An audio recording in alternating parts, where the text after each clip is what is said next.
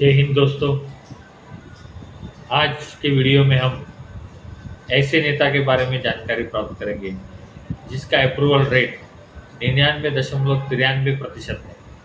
यानी लगभग लगभग देश की पूरी जनता उसके साथ है ना। कमाल की बात। और उसका जो चुनाव होता है वो भी बहुत कमाल का है। चुनाव का तरीका भी बहुत कमाल का है। तो उसको जानने के लिए इस वीडियो को पूरा देखें। दोस्तों, दुनिया में कई नेता हैं और हर नेता की अपनी एक पहचान है। हर देश में इलेक्शन होता है और जनता नेता को चुनती है। एक ऐसा देश है जिसका चुनाव किस तरह होता है ये जानकर आपको आश्चर्य होगा। और उस नेता की जो अप्रूवल रेटिंग है वो 99.93% है। उस नेता का नाम है किम जोंग उल और वो है नॉर्थ कोरिया के राष्ट्रपति। चुनाव बड़ा सिंपल है। नॉर्थ कोरिया की जो संसद है, जिसे द सुप्रीम पीपल्स असेंबली कहा जाता है, उसका चुनाव होता है। चुनाव में जो बैलेट पेपर होता है उस पर सिर्फ एक ही कैंडिडेट का नाम छपा होता है पहले से, जो वहाँ की जो शासक पार्टी है वो तय करती है। कोई और कैंडिडेट होता ही नहीं, है ना। कमाल की बात। अब वो जो एक नाम होता है उसके सामने ना तो कोई बॉक्स होता है, ना उस पर टिक मारने की कोई जगह होती है। फिर क्या होता है कि जो मतदान मतक होते हैं, यानी जो बैलेट डालने के लिए जो बूथ होते हैं, वहाँ पे आपको जाना है। हर नागरिक को जाना है। हर नागरिक के लिए वोटिंग कंपलसरी है। जिसकी भी उम्र 17 से अधिक होती है उसको कंपलसरी वोट डालना पड़ता है। एक भी आदमी छूटना नहीं चाहिए। उसके लिए सरकार बड़ी उत्साही है। नॉर्थ कोरियन सरकार वो आपके हॉस्पिटल, आपके कार्यस्थल, कहीं पर भी बैलेट बॉक्स लेकर आ जाती है। आपको बस वोट डालना है। ऐसा कोई नागरिक नहीं कि जो 17 साल से ऊपर हो और वो वोट नहीं डालेगा। हर एक को वोट डालना पड़ता है। अब बैलेट पेपर में सिंगल नाम है, पहले से छपा हुआ है, उस पर टिक भी नहीं मारनी है। सिर्फ आपको क्या करना है, लाइन में खड़ा रहना है। मतदान पर जो ड्यूटी पर जो ऑफिसर होते हैं उनके पास से वो कागज़ लेना है और उसे एक बैलेट बॉक्स में जाकर डाल देना है।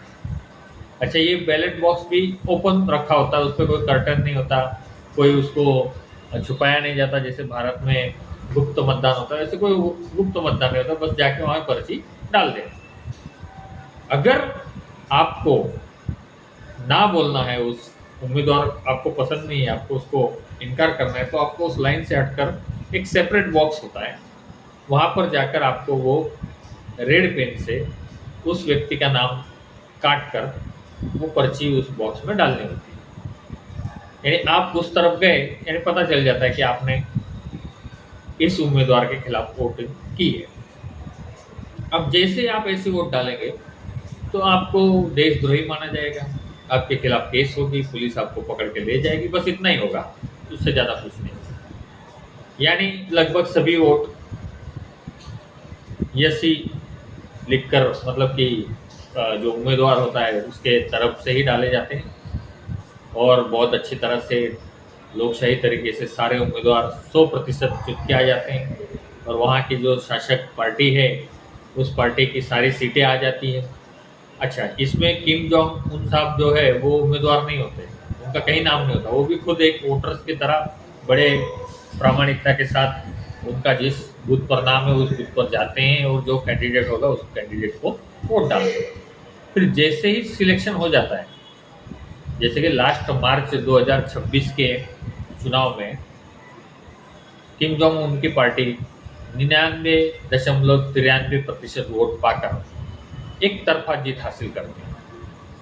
उसके बाद जैसे ही असेंबली का पहला सेशन होता है, एजेंडे पे पहला काम आता है कि किम जोंग उन साहब को फिर से राष्ट्रपति, जो भी वहाँ का नाम होगा पोस्ट का, उस पोस्ट पर नियुक्त किया जाता है। जबकि वो एमपी भी नहीं होते। लेकिन बिल्कुल ईमानदारी से वोटिंग होती है, 100% वोटिंग होती है और सरकार हर आदमी तक पहुंचकर उसका वोट प्राप्त करती है ना। कितनी अच्छी लोकशाही है।